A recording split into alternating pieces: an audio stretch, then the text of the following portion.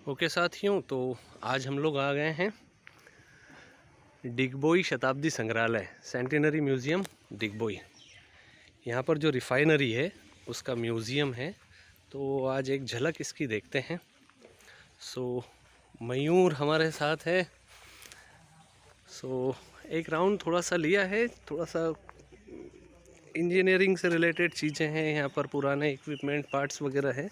बहुत ज़्यादा चीज़ें समझ में नहीं आई, बट एक एनलाइटिंग एक्सपीरियंस है यहाँ पर आना। और ये 2001 में ये सेंटिनरी म्यूज़ियम यहाँ पर बनाया गया है।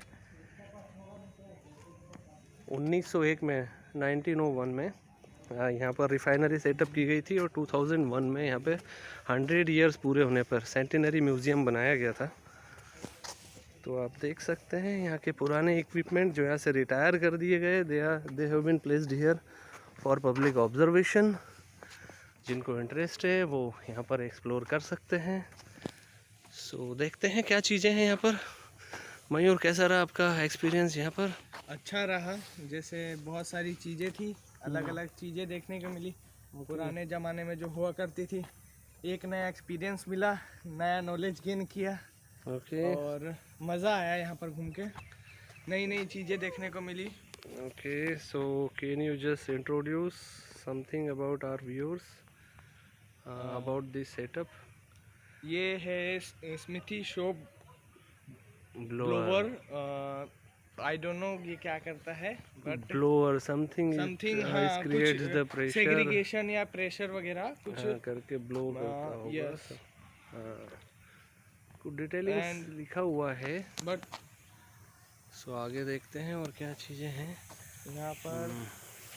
Forging steam hammer, I think कुछ फोर्जिंग स्टीम हैमर, फोर्जरी का, सॉरी नॉट फोर्जरी, फोर्जिंग या कुछ सम, हाँ, फीटर रिलेटेड वर्क है, सम मैकेनिकल इंजीनियरिंग का कोई वर्क है यहाँ पर। एंड 2 स्कूटर्स है। ये हीटिंग हैमर है उसका पुराना, और ये पुराने हमारा Bajaj iconic scooters of the Asian time, not ancient यार, नॉस्टैल्जिक टाइम। ये क्या सेटअप है भाई मयूर? ये एक और सेटअप है कुछ, जिसका नाम है बोर्स मेन स्टीम इंजन। स्टीम इंजन, हाँ, कुछ स्टीम इंजन है पावर सप्लाई के लिए, स्टीम की मदद से चलता है।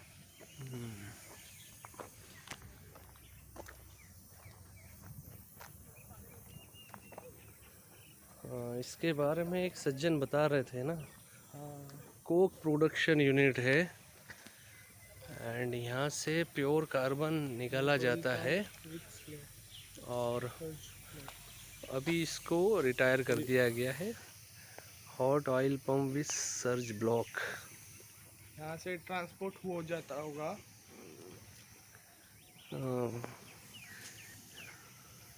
हेवी ड्यूटी, ये fire fighting equipments.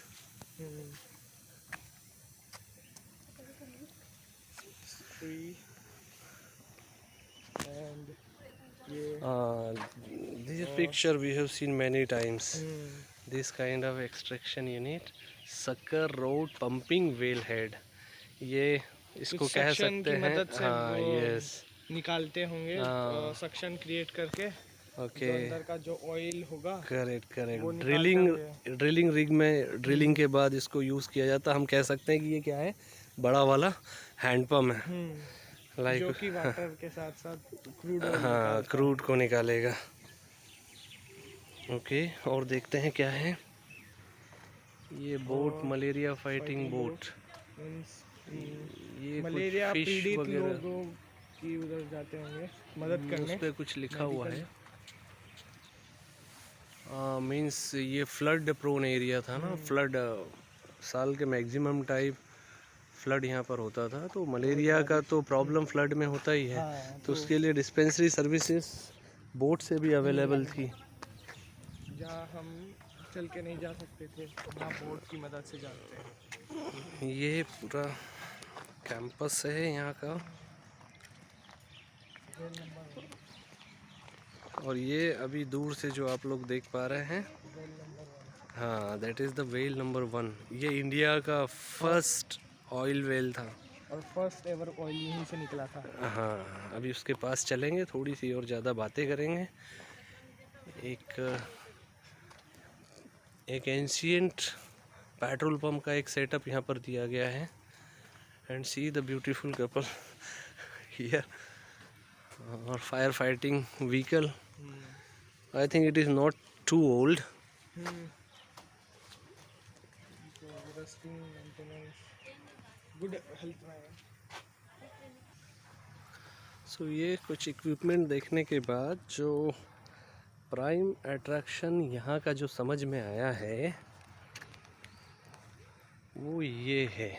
Well number 1। क्या चीज़ है ये, मयूर थोड़ा बताएंगे इसके बारे में? ये एक्चुअली इंडिया का फर्स्ट वेल था जहाँ से क्रूड ऑयल निकला था, और इसका इस्टेब्लिशमेंट हुआ था नवंबर 1890 में। और ये स्टॉप हो गया था, मीन्स पूरा बंद हो गया था ये यहाँ से निकालना। वो हो गया था 1932 में, बंद हो गया था पूरा, अबेंडन छोड़ दिया गया था, और निकलना बंद हो गया था 1927 में। उसकी डेप्थ है 202 metres and rate of production is 909 litres per day. हाँ, तो आप समझ सकते हैं 1000 litres per day only. Means it is not too good well, means ज़्यादा प्रोडक्शन नहीं होता था। और इसका अभी तक जितना अभी इसने प्रोडक्शन किया है वो है 62K लीटर्स, 622 किलो लीटर्स इसका वो निकला हुआ है। इतना ऑयल इसने निकाला है। It is the first ever well of India. Earlier इसका जो पूरा यूनिट का नाम था जो ऑयल प्रोडक्शन यहाँ पर करता था, that is Assam oil corporation, AOC। और ये देखिए ऑयल वाटर सेपरेटर, यहाँ से क्रूड और वाटर दोनों जो आता है तो यहाँ से ऑयल और वाटर को सेपरेट किया जाता था। 1932 से इसका प्रोडक्शन बंद है और ऑलमोस्ट 600 किलो लीटर्स यहाँ पर प्रोडक्शन हुआ है।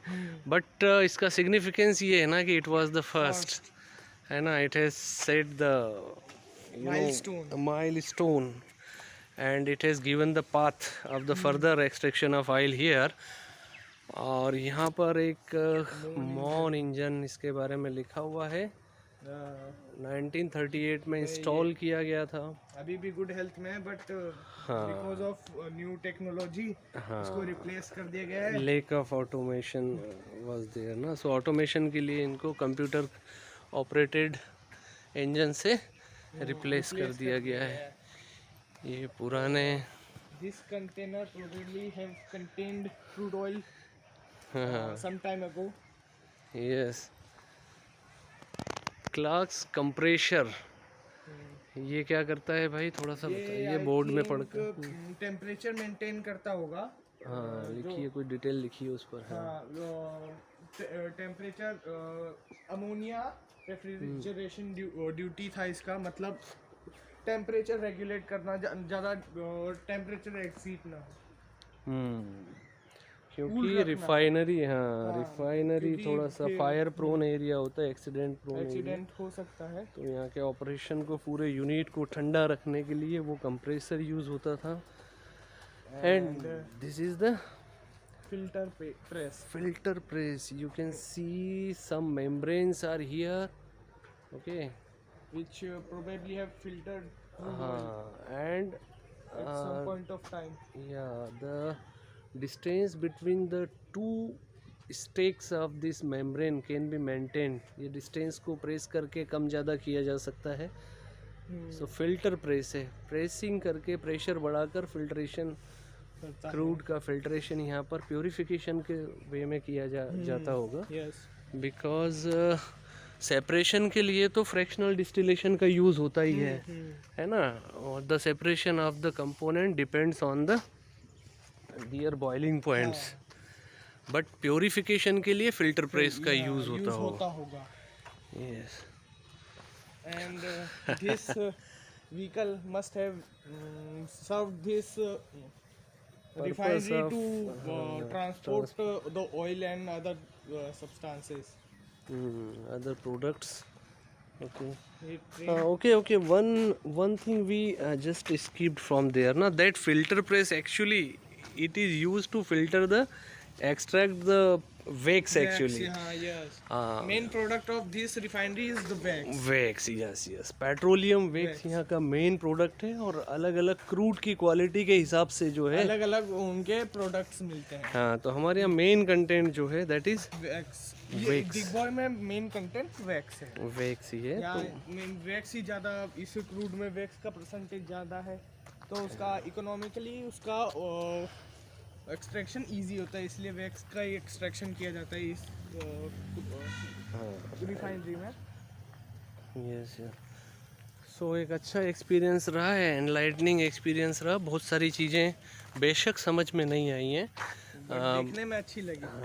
एंड आसाम ऑयल कॉरपोरेशन इसका जब फाउंडेशन था इंडिया का फर्स्ट, ब्रिटिश इंडिया का फर्स्ट ऑयल रिफाइनरी या ऑयल फील्ड जो बना था AOC के नाम से बना था। Later on it was taken over by Indian oil corporation limited, IOCL, Indian oil जिसे हम कहते हैं, अभी वो ऑपरेट कर रहा है। और इंडियन ऑयल का फाउंडेशन ही यहाँ पर हुआ है। IOCL was founded here only. So काफ़ी अच्छी जगह है। And the most we got somehow we got emotional when we were standing in front of the first oil well of the India. So it was nice, very good. और अंदर एक बहुत अच्छा पूरी स्टोरी यहाँ की कार्व की गई है और किस तरह से स्टार्ट हुआ था ये। अलग-अलग अंदर ये equipments हैं। ये सेंटेनरी म्यूज़ियम अंदर है, ये बिल्डिंग आप देख पा रहे हैं। बहुत अच्छा, बहुत एनलाइटनिंग है वो। लेकिन वहाँ पर फोटोग्राफी प्रोहिबिटेड है, अलाउड नहीं है। So we could not shoot capture the moment there, but it was a good experience. The nearby people must come here to visit the place. Okay, say goodbye. Bye. Okay, thank you.